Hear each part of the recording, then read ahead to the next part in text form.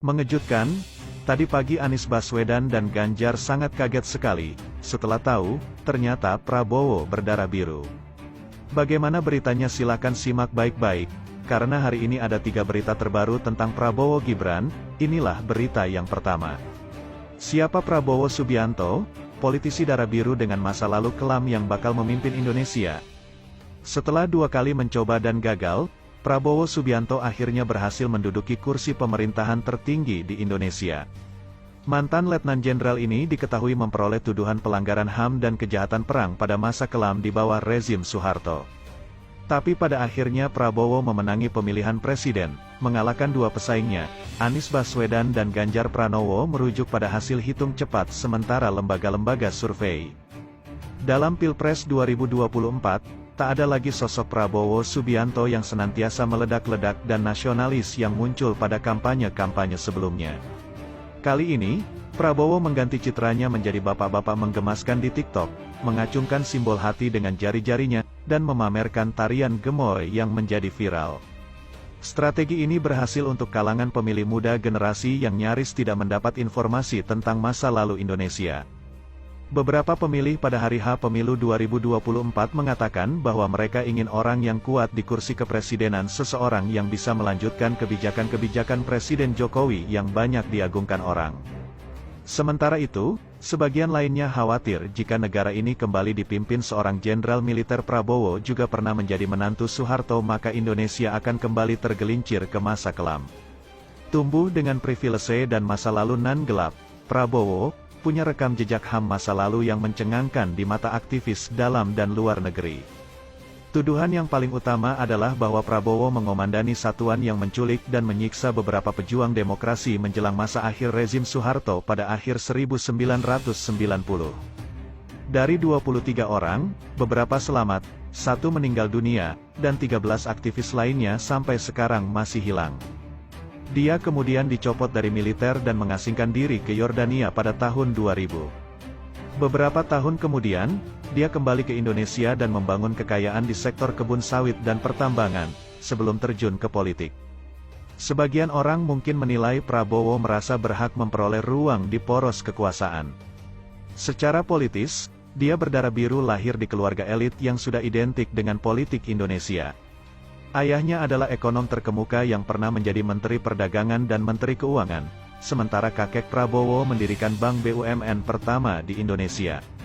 Prabowo kecil hidup di pengasingan bersama keluarganya di Swiss dan Inggris.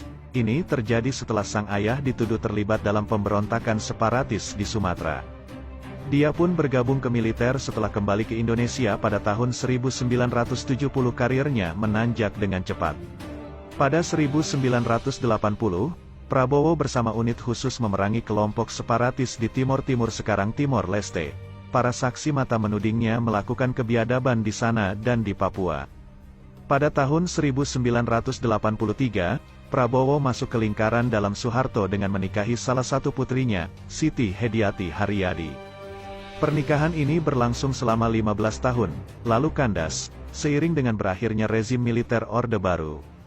Prabowo kemudian memimpin sebuah satuan unit khusus yang dituduh menculik beberapa aktivis. Dia diberhentikan, tapi tidak pernah mendapat tuntutan hukum. Pada hari-hari penuh kekacauan jelang akhir kepemimpinan Soeharto, Prabowo juga dituduh memicu penjarahan di Jakarta yang membuat banyak minoritas Tionghoa menjadi korban. Namun, Prabowo senantiasa menyangkal segala tuduhan ini. Setelah kejatuhan Soeharto, Prabowo pergi ke Yordania dan menghindar dari sorotan ketika Indonesia memasuki era demokrasi pada milenium baru. Mantan petinggi militer ini pun dilarang masuk ke wilayah Amerika dan Australia karena masuk daftar hitam akibat rekam jejak HAM-nya. Pencekalan ini baru dihapus beberapa tahun belakangan. Prabowo kembali ke Indonesia sebelum pemilu 2009 berlangsung. Dia mendirikan partainya sendiri, Partai Gerindra, dan berkelindan dengan koalisi-koalisi untuk memulai karir politiknya. Pada pemilu 2014 dan 2019, Prabowo bersaing dengan rivalnya saat itu, Jokowi, dalam pemilihan presiden yang berlangsung ketat. Dia kalah pada 2 kesempatan. Namun, setelah kericuhan dari para pendukungnya yang memprotes kekalahan Prabowo pada 2019, 10 orang meninggal pada peristiwa ini. Jokowi membuat kesepakatan dengan Prabowo. Prabowo pun masuk ke pemerintahan Jokowi dan menjadi Menteri Pertahanan.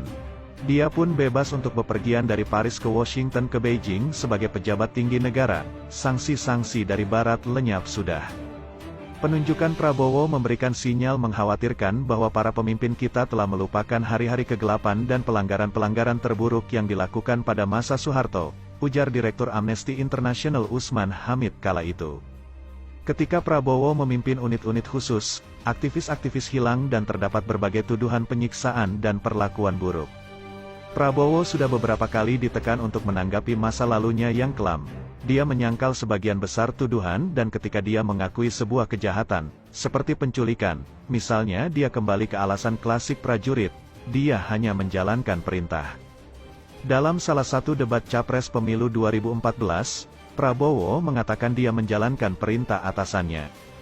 Upaya Prabowo mengubah citra untuk pemilu 2024 adalah salah satu strateginya yang sukses.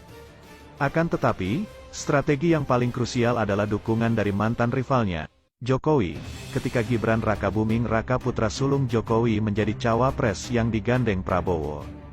Mahkamah Konstitusi mengubah persyaratan umur yang memungkinkan Gibran Rakabuming Raka, 36 tahun, menjadi cawapres. Sebelumnya, hanya mereka dengan umur 40 tahun ke atas yang boleh mencalonkan diri. Saudara ipar Prabowo, Anwar Usman, adalah Ketua Mahkamah Konstitusi saat keputusan diambil. Sejumlah pihak menjelang pemilu menuduh Jokowi menyalahgunakan kekuasaannya dan mengintervensi proses pemilihan. Mereka berargumen bahwa dia hanya ingin mempertahankan pengaruhnya di dunia politik. Ini adalah kesepakatan yang menguntungkan Prabowo. Banyak pemilih berkata kepada BBC bahwa mereka percaya siapapun yang didukung Jokowi. Hasil-hasil hitung cepat meski tidak resmi, menunjukkan strategi ini berjalan dengan baik. Prabowo unggul dengan cepat, hampir 60% suara mendukungnya pemilu pun tidak membutuhkan 2 putaran. Dalam pidatonya, Prabowo menyapa ribuan pendukungnya di Istora Senayan, Jakarta. Dia membawa-bawa kenangan masa lalu termasuk makan siang bersama Soeharto. Seorang pemimpin dari era itu kembali ke puncak kekuasaan Indonesia. Bagi banyak pejuang reformasi, apa yang sebelumnya dirasa tidak mungkin terjadi-terjadilah. Itulah berita yang pertama, sekarang Mimin akan bacakan berita yang kedua. Rencana makan siang gratis Prabowo Gibran yang bikin cemas pendidik. Program kerja Capres-Cawapres Prabowo Gibran berupa makan siang gratis untuk pelajar sudah membuat heboh, bahkan sebelum KPU mengumumkan pemenang pemilu 2024. Bahkan pemerintahan saat ini ikut membahas anggarannya dalam sidang kabinet. Tak kurang dari Menko Perekonomian Airlangga Hartarto sendiri turun tangan menunggui simulasi makan siang gratis atau MSG ini di Kabupaten Tangerang pekan lalu dan menyatakan dana ratusan triliun untuk menambah gizi pelajar bisa dalam bentuk bantuan operasional sekolah atau BOS afirmatif. Pernyataan ini membuat para pendidik khawatir. Pasalnya, dana BOS yang selama ini sebagian untuk membayar gaji guru honorer dan biaya operasional sekolah, akan tergerus.